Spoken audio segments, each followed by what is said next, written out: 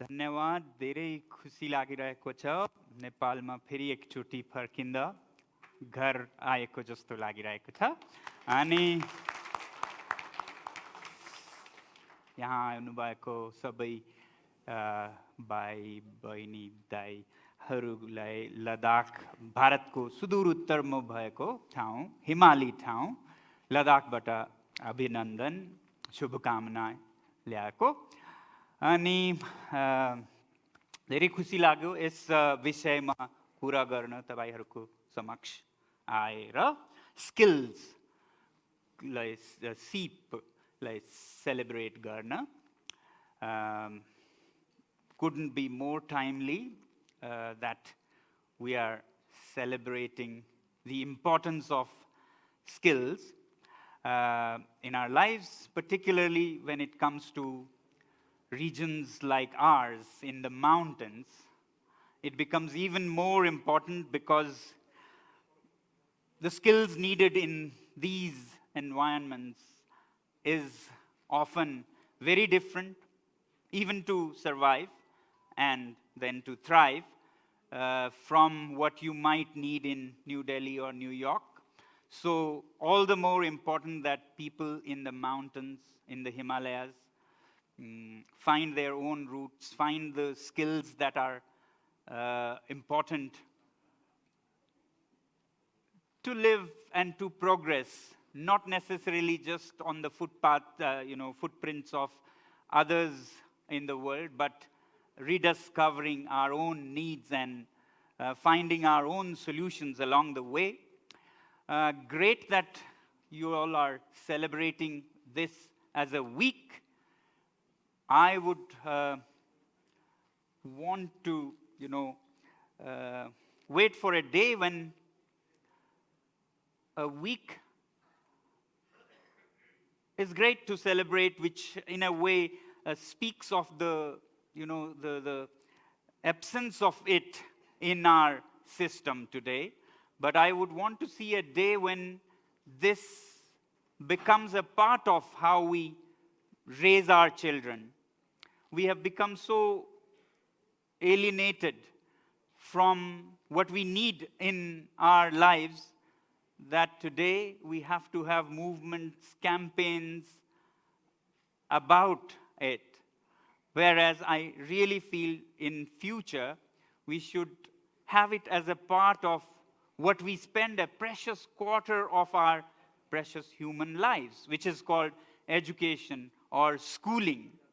It's because that our schools are so alienated from real life, particularly in contexts like ours, that we have to make an extra effort to bring it into the lives of our young people. So given the circumstances where we are somewhat misled into what we understand education as, 3 R's. I used to wonder when I was growing up, what is this 3 R's about? Then I was told it is reading, writing, and arithmetic, although it doesn't even make sense there, arithmetic and 3 R's. But I was told this is what education is about, 3 R's. And with that kind of understanding, of course, we are doing reading, writing, and arithmetic in our 15 years of formative, precious years, and miss out on the real skills that we need in our lives. So, while this is a great, timely step to bring out the importance and to celebrate, it should really be a part of every child as they grow, as used to happen since time immemorial. Our children used to learn from grown-ups and pass it on to their young ones, the skills of living a healthy, sustainable life. But today, in the name of education, we end up doing as a ritual things that are only to do with our head or the intellect, which is what this 3R concept is about. I feel we have blindly copied something maybe from London, about reading, writing, and arithmetic, whereas we need to have a bigger, more holistic picture of what our children should be doing while they're growing up. And therefore, some 30 years ago, even before the skill buzzword was around, we in Ladakh said it should not be 3 R's. It doesn't make sense to consider only the head as the education focus.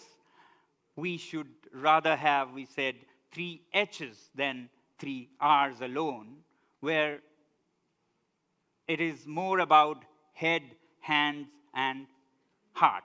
So we started reforming, to the extent we could, the education system to say that, yes, we need to be good, as good as anybody in the world, with arithmetics and algebra and physics and chemistry and languages. But then that alone is just limited to the head, intellectual exercise, until we also include the second H of skilled hands. And that's where we believe that skills of the hands are what makes finally you enabled in life to help yourselves and help others live a better life in the context you live. So the first H of head, sure, we do, and we do as good as anybody else, but we don't limit ourselves to just a big head.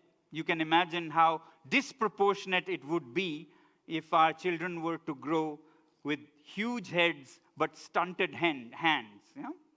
So therefore, it should be a balanced growth, and a balanced growth where our children acquire the skills of the hands, and skills need not be, again, a copy of what they talk of in New York or London, only digital skills and so on, but skills that we need up in the mountains to survive and to thrive. For example, our ancestors knew how to beautifully work with mud, as simple a material, as natural a material as soil, to make it into beautiful houses that solved their habitat problems, was abundant and free right under our feet.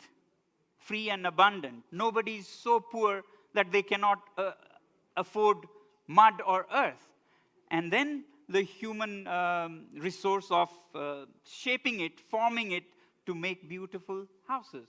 That kind of skill we need not, forget as we go for the modern skills alone. So our children need to rediscover the ancestral wisdom and to reshape our future in a different way that is meaningful for us in the mountains.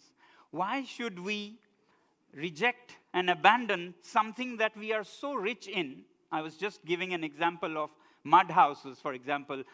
We see in Nepal, we see in most of India, and definitely in Ladakh.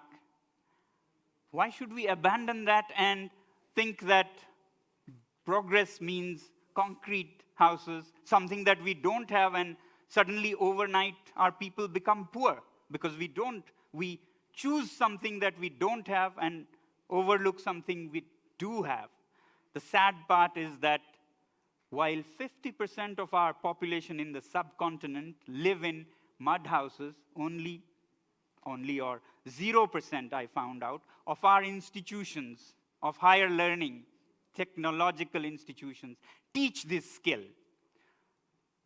So why should we lose these just because it is not done in some country? Even there, we see the challenges now emerging with climate change and environmental issues because of materials like carbon-intensive materials. So we need to rediscover ourselves. I was just giving an example of Matokogar, earthen houses. Instead of abandoning them or throwing the baby with the bath water, we need to give skills of modern science, like that of thermal, science that you find in high schools about conduction, convection, radiation, but we just memorize them, again, make it a ritual of the head, and memorize for the examinations and forget. But if we apply these to our ancestral wisdom, then you get solar heated mud buildings that can be warm as any place, or any air conditioned place, without any pollution, without any power bills. And that's what we consider sustainable, suitable skills that we need in the mountains. That's what we are trying in Ladakh, and we would like to see similar initiatives in all our mountains, because our realities are so different. We should not be influenced by what we copy and paste and ignore what we have and become poor in what we don't have. So this is what I would like to see as part of holistic education in schools already. Now again, skills of the hands is a great thing to make it a little further than just intellectual exercise. But that alone is not enough, because your hands could be skilled, but that doesn't ensure happiness, harmony in society. It takes skills of the hands for a pickpocket to pick your pocket. So that's also skill, or antisocial element to bring down, buildings and bomb places. It also is just skills of the head and hands. It cannot be happy and harmonious for the world until you have the kind heart. The third H that we advocate is that it should also finally be about a kind heart. Our young should be brought up with a bright head, skilled hands, and a kind heart. And that is what we have as a legacy in these rural mountains from our ancestors. Compassionate, kind people who do not only think about themselves, but think about everybody else. The empathy, the karuna, that is again a kind of skill of the heart, is very important. And when these three come together, then our education system cannot go wrong.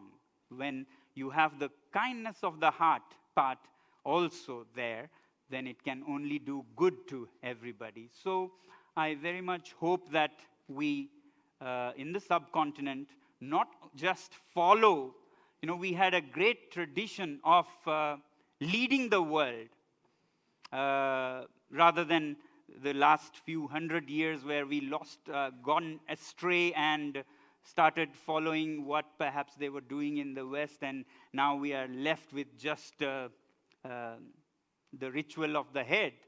I remember what impressed me most from the time of Buddha, 2,500 years ago, where he talked about 3 types of wisdom, 3 types of knowledge. Back then, we have today, the most progressive schools talk about experiential learning and skills, etc. You think of IB schools and so on. They do something experiential, something skill-based.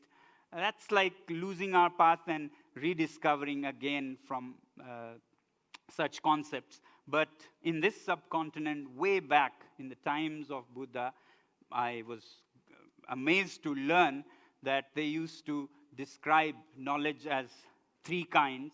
Shrutmay pragya, which is like heard wisdom, lectures, talks, scripts, and texts, which is like drawing line on water. You draw and it's gone in few seconds.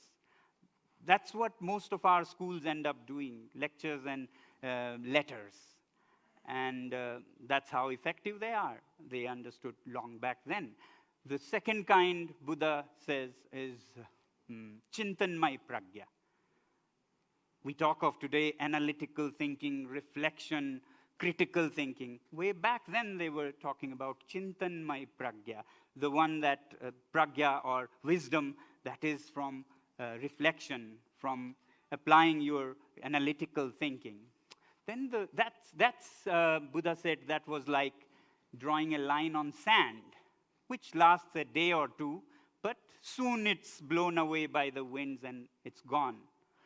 Then the third Gyan or Pragya, he says, is Bhavanamaya Pragya, which is the ultimate. Bhavana is like experiential wisdom, experiential understanding of things. That, he says, is like lines on stone. It will last centuries or millennia.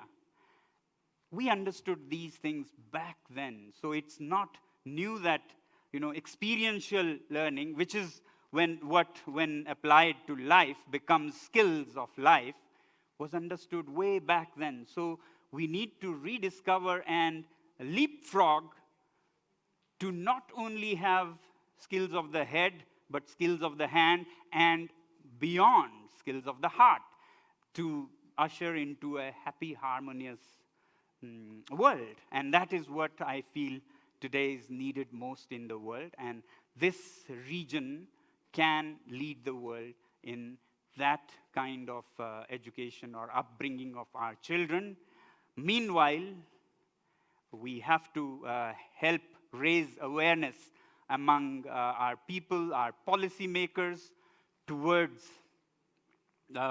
including what is completely and conspicuously missing in our learning system through such events as this. And I admire and appreciate initiatives like the Skills Week that we have been celebrating. But again, I do look forward to the day when it is a part of our upbringing and does not need a special effort.